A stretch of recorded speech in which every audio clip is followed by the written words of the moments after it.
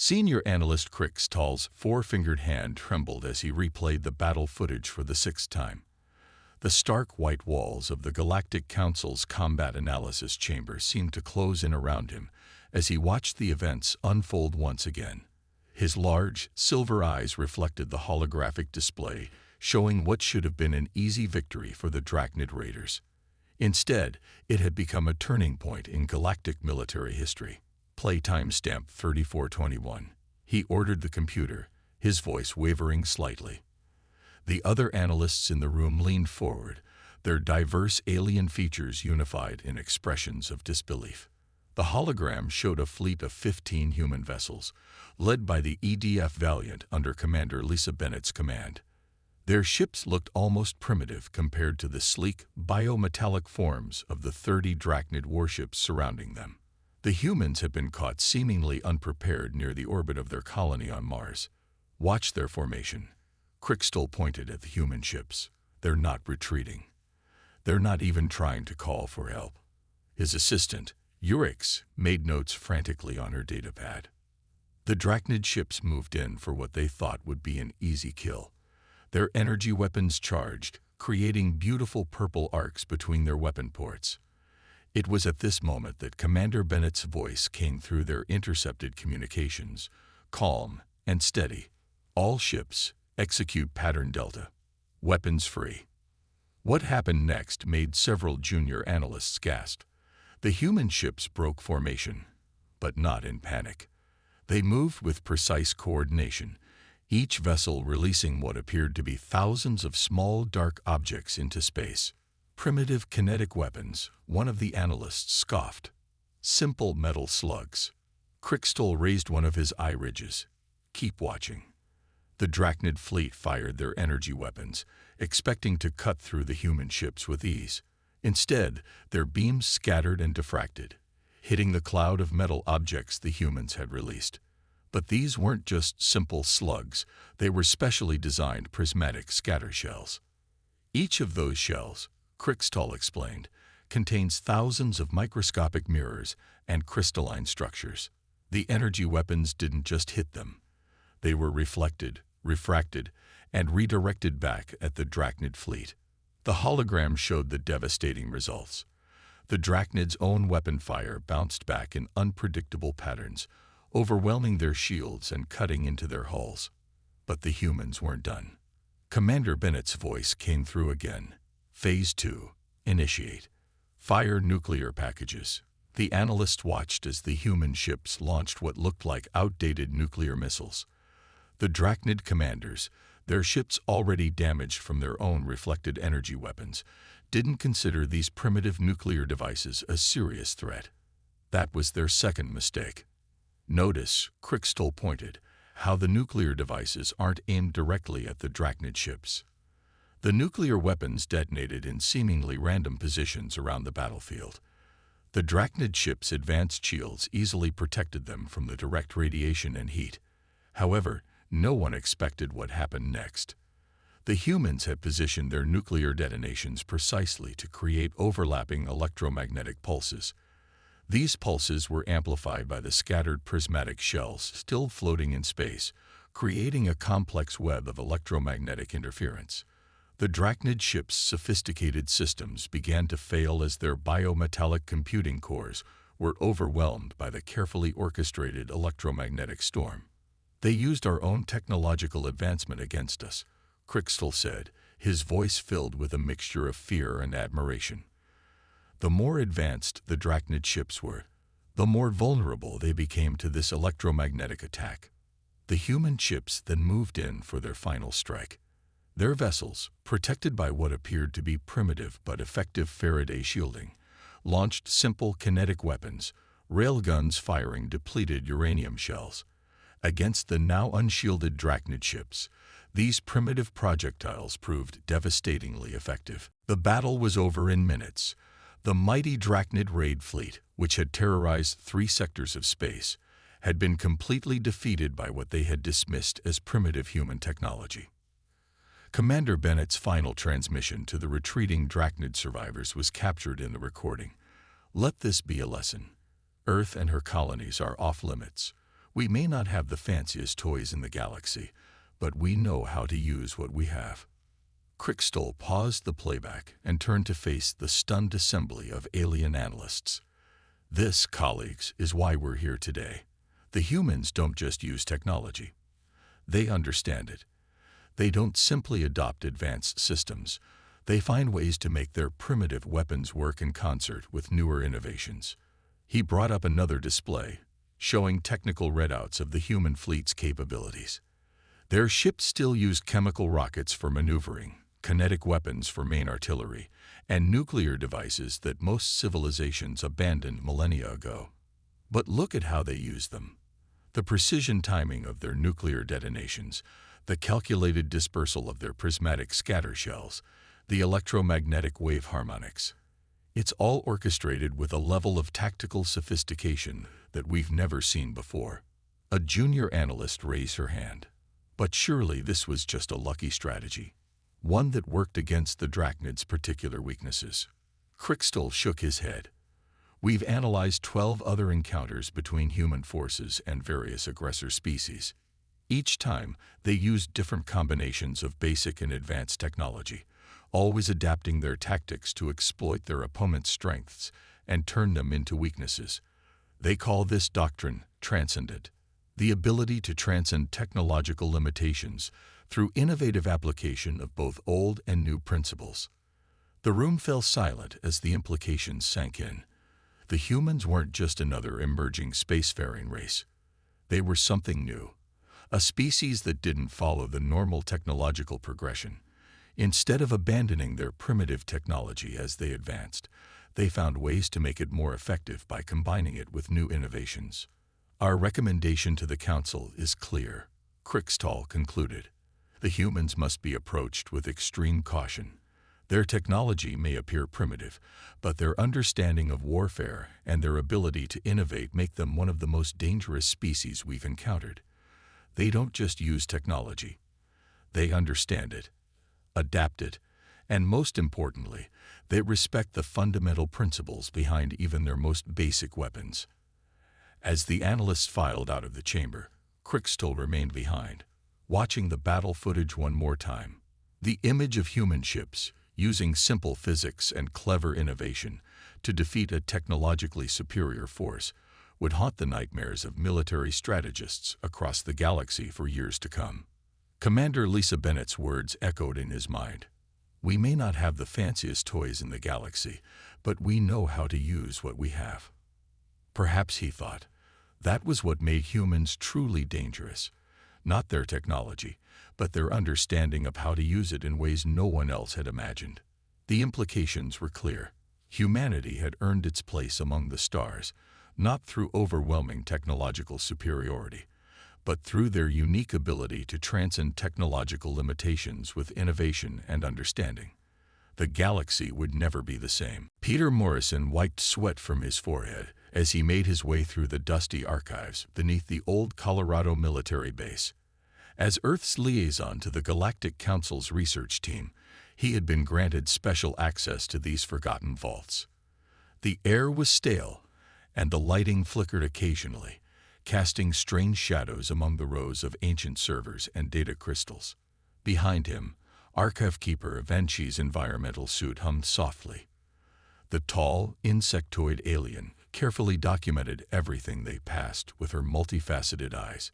Human Morrison. She clicked. These storage methods seem very primitive. Peter smiled. Sometimes the old ways are the most reliable. You can't hack paper, and you can't remotely access an air-gap system. He stopped at a heavy metal door marked Project Transcendent, Classification Level Ultra. His fingerprint and retinal scan opened the first set of locks, while an old-fashioned key opened the second. The room beyond made Venchi's antennae twitch with surprise. Instead of the expected primitive storage, she found herself surrounded by advanced holographic projectors and quantum storage crystals. This is unexpected, she admitted. That's kind of our specialty, Peter said, activating the main system. The room came alive with light as hundreds of classified military files materialized in the air around them. What you're about to see is the true history of Earth's military development program. The first hologram showed a meeting from 15 years ago. Catherine Walsh, the head of Earth's space combat development, stood before a group of military leaders. Her presentation was titled Operation Transcendent, Hiding in Plain Sight. For decades, Catherine's recorded image explained, "We've let the galaxy think we're playing catch-up with their technology. We've shown them our chemical rockets, our railguns, our nuclear devices. What we haven't shown them is how we've enhanced these primitive weapons with reversed engineered alien tech." Then she moved closer to the display, her compound eyes reflecting the light. "You were deceiving the Council." Peter shook his head. "Not exactly. We were showing exactly what we had. We just weren't showing how we were using it." He brought up another file, this one showing technical specifications for what looked like a simple railgun. "Look closer at the barrel composition." The alien researcher leaned in, her antennae twitching rapidly. "This is impossible. You've integrated quantum tunneling principles into the rails themselves. The projectile doesn't just accelerate.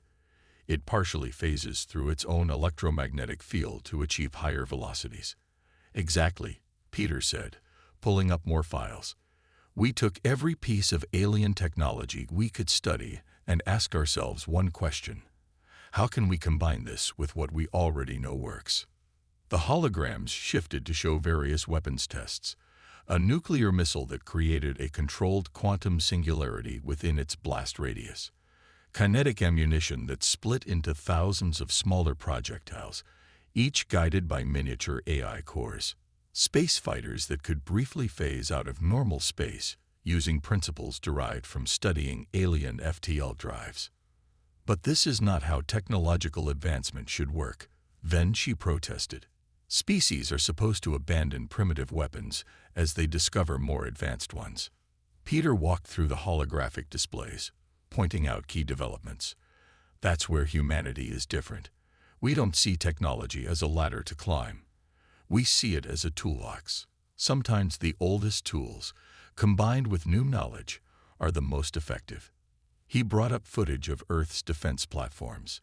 What appeared to be simple satellite arrays were actually complex quantum-linked defensive systems. Old-style missile silos housed weapons that could tear holes in the fabric of space itself. Radar installations doubled as quantum entanglement communicators. "The Transcendent doctrine isn't about having the most advanced technology," Peter explained. "It's about understanding the fundamental principles behind both old and new tech, then finding ways to make them work together." A new hologram appeared, showing Catherine Walsh in a more recent recording. "Our greatest advantage," she said, "is that everyone expects us to follow the same technological development path they did. They look at our weapons and see primitive design. They don't realize that inside that simple-looking railgun shell is technology that matches or exceeds their own." Then she's appendages moved rapidly over her datapad. "This changes everything we thought we knew about human military capability. The Council's assessment of your technology level was completely wrong." "That's not entirely true," Peter said, bringing up more technical documents. "Your assessment of our individual technologies was actually quite accurate. What you missed was how we use them together. Look at this." The hologram showed what appeared to be a standard missile launch from an Earth defense platform. As the weapon moved through space, it split into multiple warheads, a primitive but effective technique. But then something extraordinary happened. Each warhead created its own quantum field, linking them together. When the first warhead detonated, its explosive force was instantly channeled through quantum space to emerge from all the other warheads simultaneously. "We call it the unity effect," Peter explained. "Taking a simple concept like multiple warheads and enhancing it with quantum entanglement principles. The whole becomes greater than the sum of its parts." As they continued through the archives, then she discovered more examples of this unique human approach. Old-style computer systems enhanced with quantum processing. Chemical rockets that could create their own temporary wormholes. Armor plating that used both physical layers and energy fields in ways no other species had considered. "There's something else you should see," Peter said, accessing a heavily encrypted file. The hologram showed a vast underground facility. "This is where we test our most advanced hybrid technologies. We call it the Crucible." Inside the Crucible, humans worked alongside artificial intelligences to develop new ways of combining different technological principles.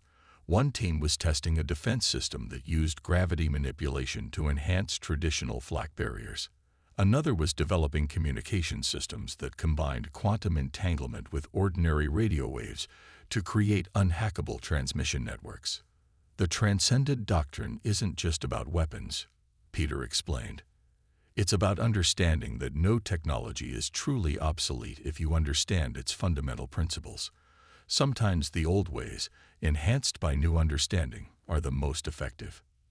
Venchi's final report to the Council would send shockwaves through the galaxy. Humanity hadn't just been catching up to galactic technology.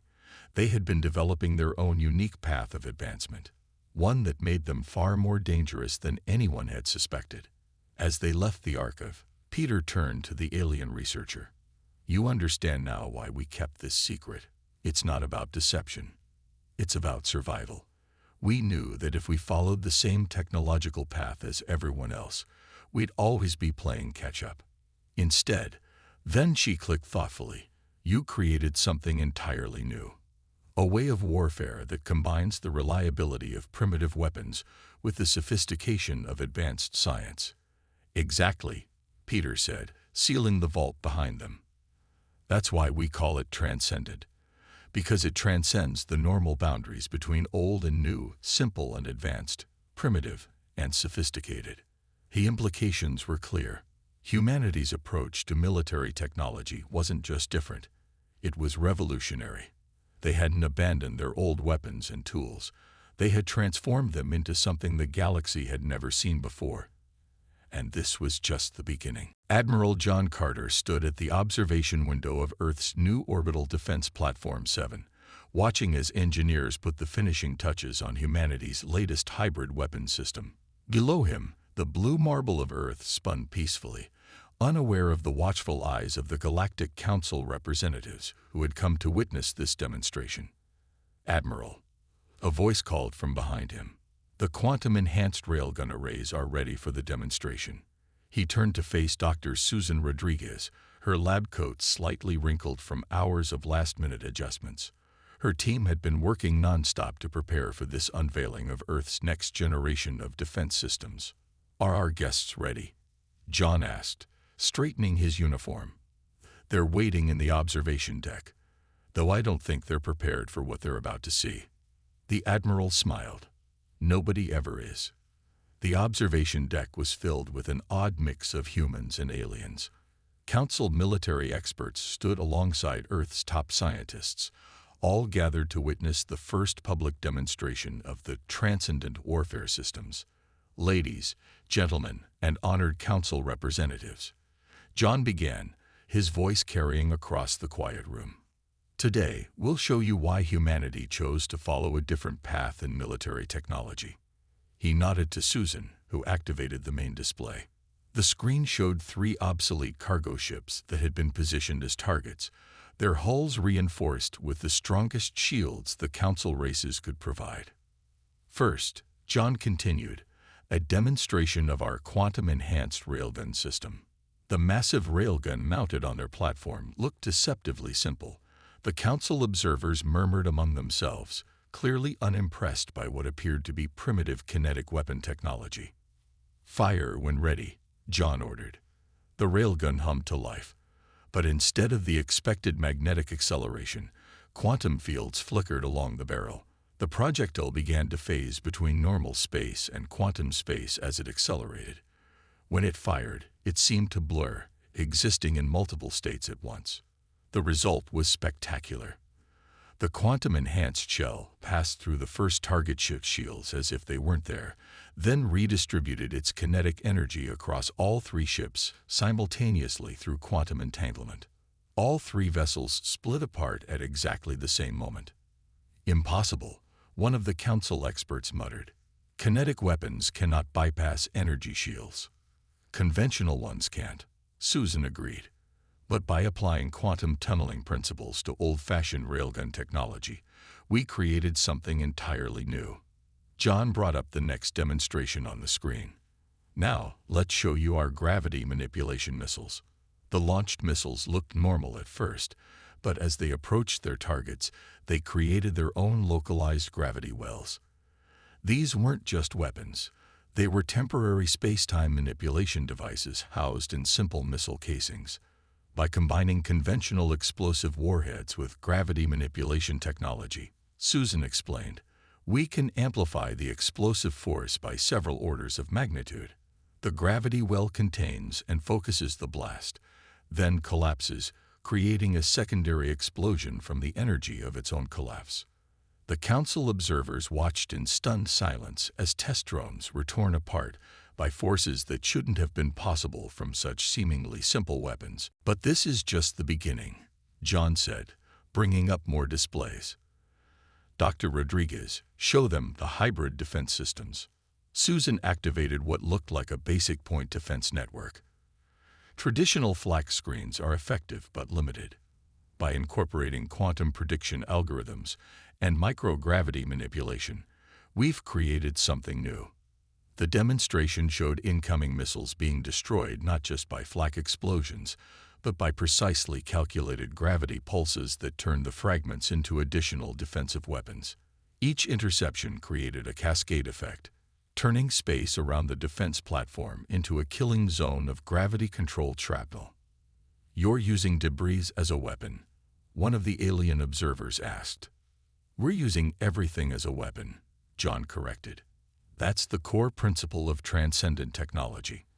Nothing is wasted, nothing is obsolete if you understand how to enhance it with new principles. The demonstrations continued throughout the day. They showed hybrid shield systems that combined physical armor with quantum fields, communication arrays that used both standard radio waves and quantum entanglement to create unhackable networks, sensor systems that merged primitive radar with quantum scanning technology. But the biggest surprise came at the end. Susan brought up a final display showing what looked like a simple fighter spacecraft. This, she said proudly, is the culmination of our hybrid technology approach. It uses chemical rockets for main propulsion, but each thrust vector is quantum enhanced for impossible maneuverability.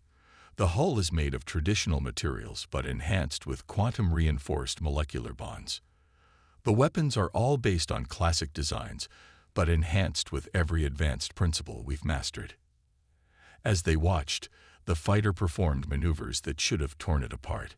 It phased partially in and out of normal space, used microgravity fields to enhance its turns, and fired weapons that combine multiple technological principles into single devastating attacks. The key, John explained to the stunned audience, is that we never abandoned our old technology. We just found ways to make it work with new principles. A railgun is still a railgun, but now it fires quantum-enhanced shells. A missile is still a missile, but now it manipulates gravity itself. One of the council members finally spoke up. This changes everything we thought we knew about technological progression.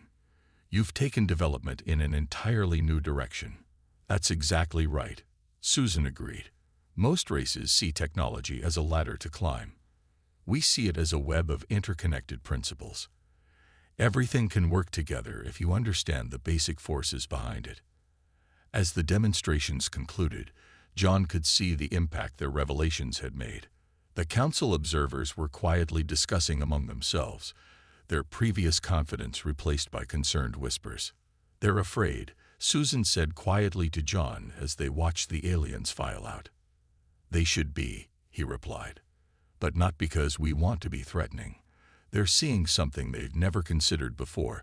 That old technology doesn't have to be discarded to make way for the new.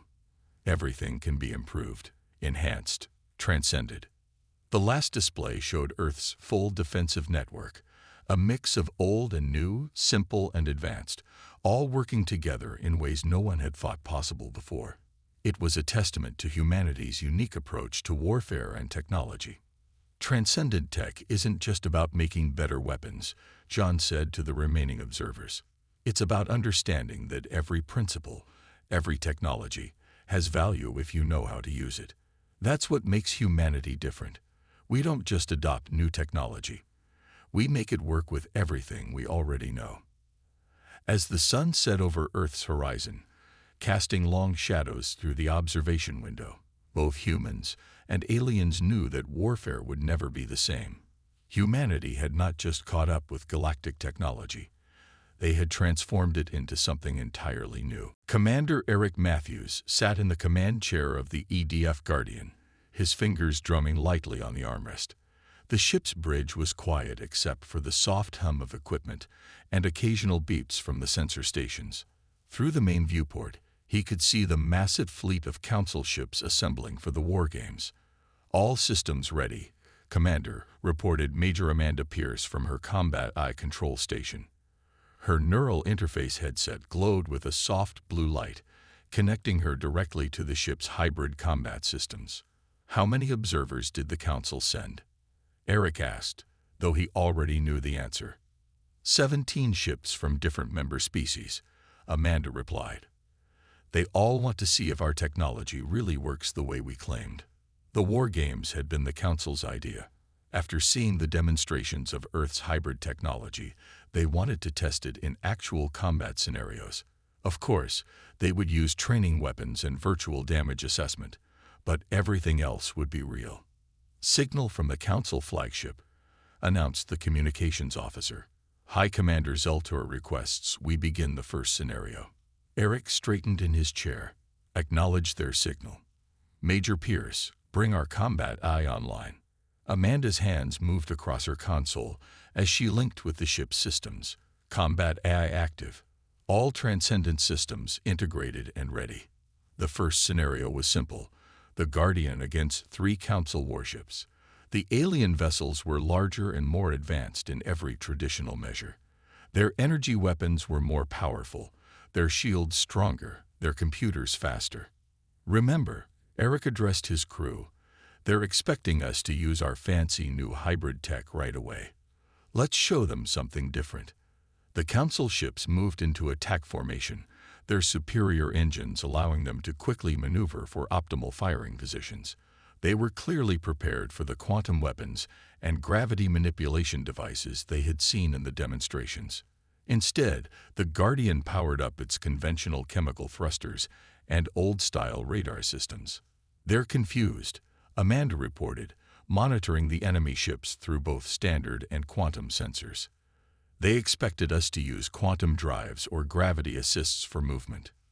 "Good," Eric smiled. "Initialize the next phase." The Guardian launched what appeared to be a spread of conventional missiles. The Council ships responded with standard countermeasures, their advanced systems easily tracking and destroying the incoming weapons. "Now," Eric ordered. Amanda activated the ship's true defense system. Every piece of destroyed missile debris suddenly came alive with its own micro-quantum field. The space between the ships filled with thousands of quantum-enhanced fragments, each one capable of redirecting enemy fire or serving as a microgravity manipulation point. "They're trapped in our web," Amanda announced. Quantum network established through the debris field. The Council ships found themselves in a space that no longer behaved normally. Their energy weapons fired, but the beams curved and twisted through the quantum-affected space. Their advanced targeting systems couldn't compute firing solutions through the constantly shifting gravity fields. "Show them why we still use kinetic weapons," Eric commanded. The Guardian's railguns fired, launching quantum-enhanced shells through the disrupted space. Each projectile used the debris field's quantum network to plot impossible trajectories, striking the Council ships from multiple angles simultaneously. 3 direct hits, Amanda reported. Virtual damage assessment shows they would have lost shields and primary weapons. The first scenario was over in minutes. The Council observers had expected a showcase of advanced technology. Instead, they got a lesson in how humanity could turn even destroyed weapons into tactical advantages. But they weren't done yet. The second scenario involved a larger battle group. 5 Council ships against the Guardian, and 2 smaller Earth vessels. This time, The Council forces were ready for debris field tactics. They're using wide-range energy pulses to clear any debris, Amanda reported. Smart. Time to show them something new, Eric said. Activate the mirror drone swarm. Hundreds of small drones launched from the Earth ships. Each one was simple in design, just a platform for generating quantum-enhanced reflective fields. As energy weapons fired from the Council ships, the drones created a complex network of quantum mirrors, redirecting the energy beams back at their sources. The beautiful thing about energy weapons, Eric explained to his crew, is that they provide their own power for us to use against them. The Council ships found their own weapons being turned against them. Their powerful energy beams reflected and amplified through the quantum mirror network. But they adapted quickly, switching to physical weapons. Now they're learning. Amanda smiled. Activate Phase 3. The quantum mirrors suddenly shifted function, transforming from energy reflectors to gravity lens arrays. Each drone became a focal point for gravity manipulation, creating a complex web of gravitational distortions around the Council fleet. Fire standard kinetic rounds, Eric ordered. The Earth ships launched simple metal slugs from their railguns. But as the projectiles passed through the gravity lens network, they accelerated to impossible speeds, their trajectories bending around shields and finding weak points in the Council ships' defenses.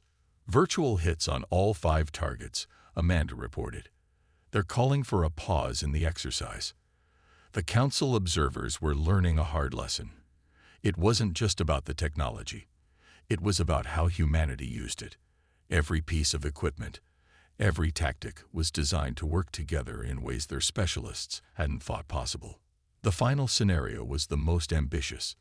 The Council committed 12 ships to a coordinated attack. They had studied the previous encounters and believed they had found ways to counter Earth's hybrid warfare tactics. They're using quantum scramblers, Amanda noted, trying to disrupt our quantum-enhanced systems. Perfect, Eric said. They still think this is about the technology.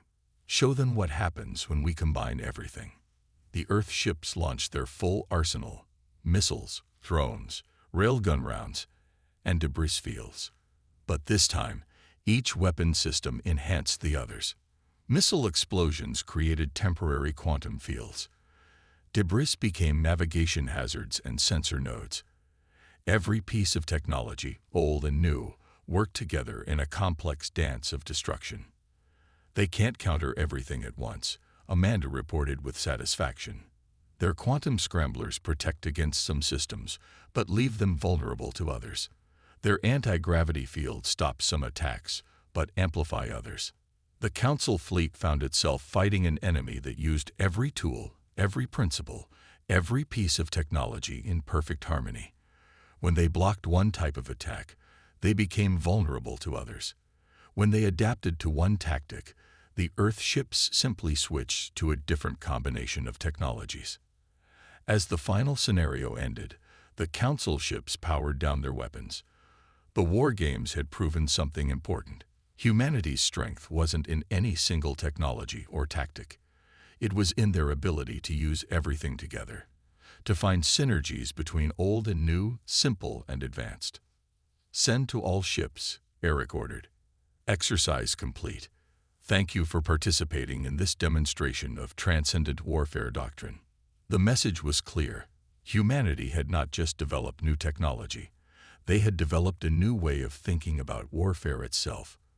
Every piece of technology, every scientific principle, could be combined and enhanced to create something greater than the sum of its parts. As the Council ships departed, Eric could imagine the reports they would send home. Humanity wasn't just catching up to galactic technological standards. They were creating their own path, one that made them uniquely dangerous in ways the galaxy had never seen before. The Grand Chamber of the Galactic Council fell silent as Captain Daniel Wright walked to the center of the speaking floor.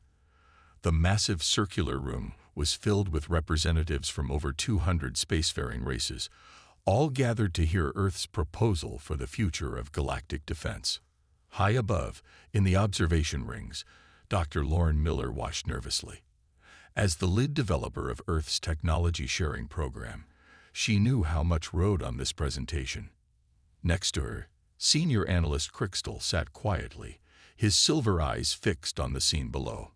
Honored representatives of the Galactic Council, Daniel began, his voice clear and strong. You've seen our technology in action. You've witnessed our war games. Now it's time to talk about the future. The holographic displays around the chamber activated, showing scenes from the recent demonstrations and battles. Images of Earth ships using their hybrid technology alongside traditional weapons filled the air. For too long, the galaxy has thought about technology as a straight line of progress. Daniel continued, abandon the old, embrace the new. But humanity has shown there's another way. Dr. Miller touched a control on her pad, changing the displays to show Earth's new defense network.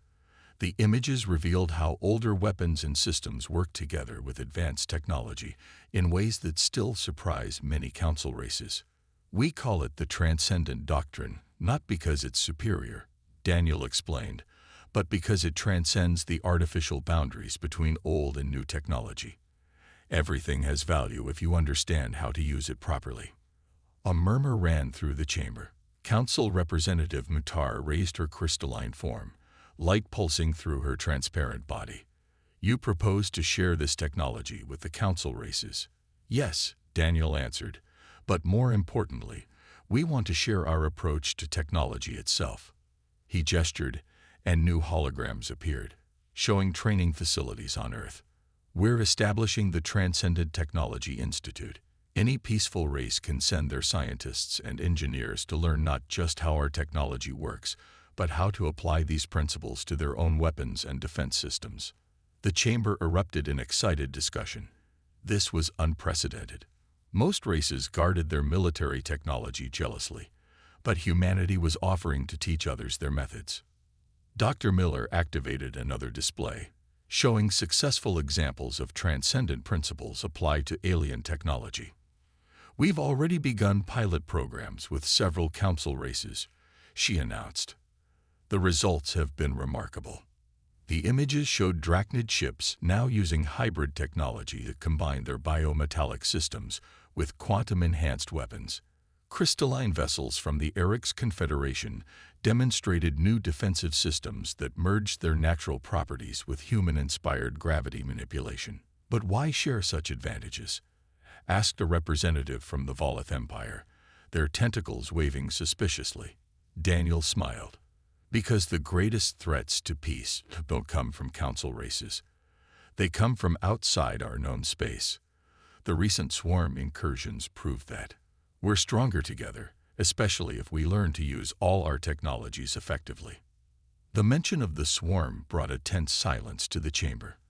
The mysterious attacks from beyond known space had caused concern throughout the galaxy. Earth's defensive capabilities had proven surprisingly effective against these unknown enemies. The Transcendent Doctrine isn't just about weapons, Dr. Miller added from her observation position. It's about understanding that progress doesn't mean abandoning what works. It means finding new ways to use everything we know. The displays shifted again, showing peaceful applications of hybrid technology. Medical scanners that combine simple X-rays with quantum imaging. Communication systems that use both radio waves and quantum entanglement to ensure reliability. Transport ships that could switch between conventional engines and advanced drive systems as needed. We're not asking you to abandon your technological paths, Daniel continued. We're offering to help you expand them. Imagine your energy weapons enhanced by gravity manipulation. Your advanced shields working in harmony with physical armor. Your biotech merged with quantum systems. Crystal finally spoke up from his observer's position. I have studied human warfare doctrine extensively. What they offer is not just technology. It's a new way of thinking about progress itself. The council chamber buzzed with discussion as representatives considered the implications. Humanity wasn't just offering to share weapons. They were offering to share a philosophy that could change how the galaxy approached technological development. There's something else you should know, Daniel said, his voice becoming serious. Our long-range quantum sensors have detected something approaching from deep space, something bigger than the swarm. We believe this is why they were fleeing into our space. The chamber fell silent again as new images appeared, showing strange energy signatures at the edge of known space. Whatever's coming, Daniel continued, it's unlike anything we've seen before. We'll need every advantage, every technology, every principle we can muster to face it. Dr. Miller brought up the final displays, showing plans for a combined fleet using Transcendent principles. Earth ships would serve alongside Council vessels, each contributing their unique technologies to a greater whole. We stand at a crossroads, Daniel concluded. We can cling to our separate paths of progress, or we can learn to combine our knowledge in new ways. Earth is ready to share everything we've learned about making old and new technology work together. The question is, are you ready to transcend the old ways of thinking? The vote that followed was nearly unanimous. The Council would accept Earth's offer to establish the Transcendent Technology Institute. Combined fleet exercises would begin within the month.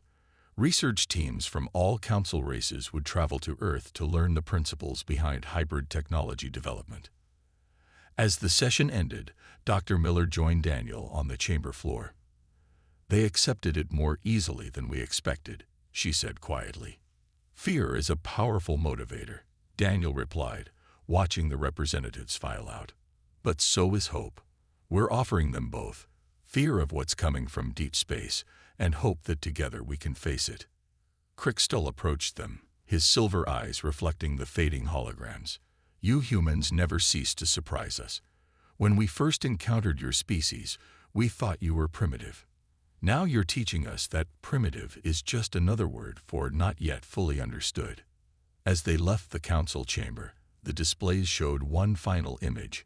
Earth ships and Council vessels flying together, each using their own technologies in harmony with the others. It was a new age for the galaxy, one where progress meant not just discovering the new, but understanding how to use everything effectively. The Transcendent doctrine had changed more than just warfare. It had changed how an entire galaxy thought about progress itself.